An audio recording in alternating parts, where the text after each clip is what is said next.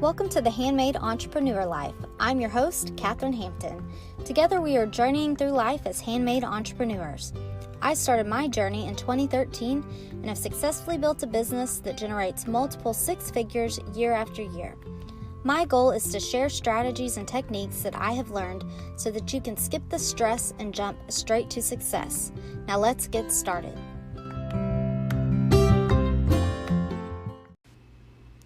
Hello, welcome to day one of our 30-day holiday prep challenge. With a new season, your customers are going to expect to see new products. And during the holiday season, customers are going to be bombarded with tons of ads and new products from every direction. I don't know if you have noticed this with yourself, but with me, I've noticed that once I started my own business, I suddenly became aware of how much marketing and advertising is just going on around me constantly.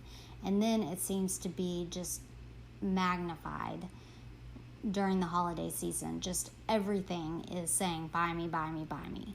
So what are you going to do to stand out from the crowd when your customers are being bombarded by all of these ads telling them to buy something during this time of year?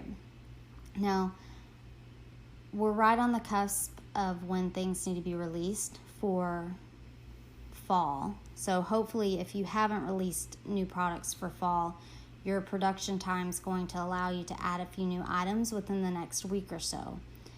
Ideally, your fall items are launched no later than mid-August, and this includes Halloween products too. I know that it may seem early, but you also need some time to build up your SEO. So by releasing them a little bit on the early side, that gives you time to build up views and interaction with your listings.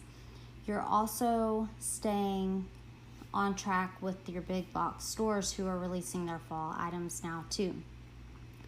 And customers are willing to pay a little bit more when they buy it earlier because they see that they're getting a longevity out of it.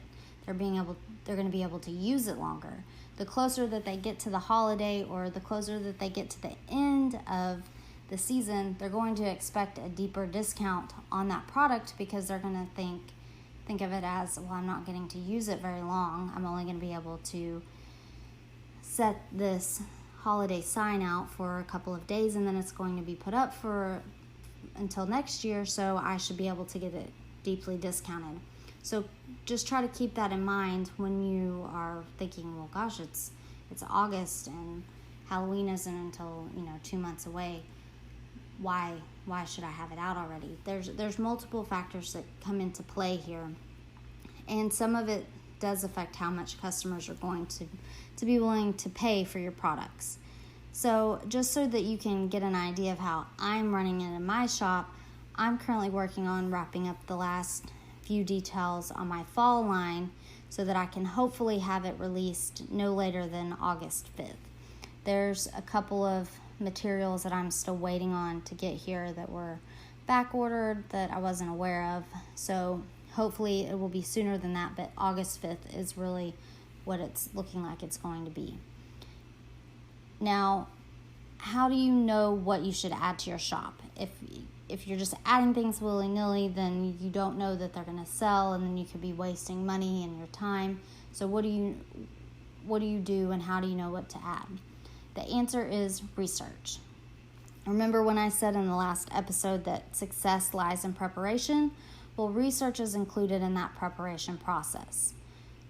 You've got to decide what's going to be reasonable for your customers and what your customers are going to be interested in. Now, where do you look for that research? There's several places that you can look for market research. Now, I recommend looking where your customers are shopping. You've kind of got to have a general idea of what your customers are interested in to know where to research. But let's just say, for instance, you sell baby clothes and your target market also includes moms who shop at Target. So looking at what's trending on their website and what they're stocking on their shelves is going to give you a good idea of what your customers are also going to be interested in for for this upcoming season. You could walk the mall and other department stores. That's a great way to find out what's popular too, because these big box stores, they have huge research teams to find out what's popular. You can use that information to your advantage rather than just trying to start at ground zero and figure it out on your own.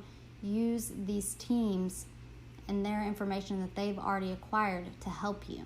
Now, I'm not saying to go into Target or go into these other big box stores and make exactly what they're selling. So please do not at me and say that I'm telling people to copy, because that is absolutely not what I'm saying.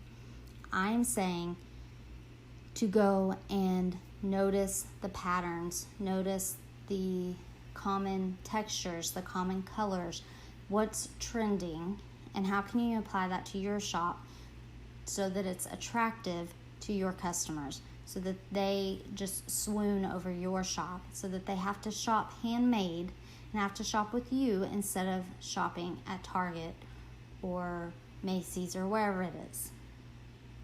That's what is important from your research. So I want you to research the colors, the patterns, and the designs that they are excited about for fall and winter 2019. You can also do that on Instagram and Pinterest. Those are good resources. Pinterest has a business blog that if you just type in Pinterest 2019 trends, they will tell you. They'll give it to you of exactly what is trending for that quarter and what everybody wants, because they want you to pay to promote your pins that are popular, that align with that information. So they will just give you that information. Just type it in, they'll tell you. So today we're going to start with this research before we start implementing any of the changes. So I want you to start there, write those things down, and start getting an idea of what you're going to want to do for this upcoming challenge. Now, please be sure to join the Handmade Entrepreneur Life Facebook group so that if you have any questions or you want to bounce any ideas off other people that are doing this challenge along the way, that you have some help. I'll post a link to the group in the show notes. Also, if you are finding this helpful, please take a picture of the show art and share it on Facebook, Instagram, or Twitter so that we can help as many handmade entrepreneurs as possible, help them get ready for the best fourth quarter ever. And as always, thank you so much for being here today. I appreciate you trusting me to help you with your shop. It means the world to me. And I will be back tomorrow with another strategy. Have a great day. Bye. For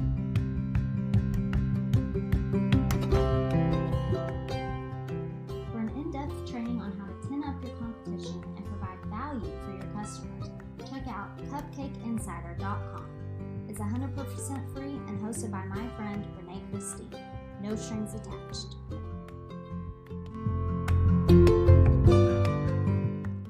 The podcast you just heard was made using Anchor.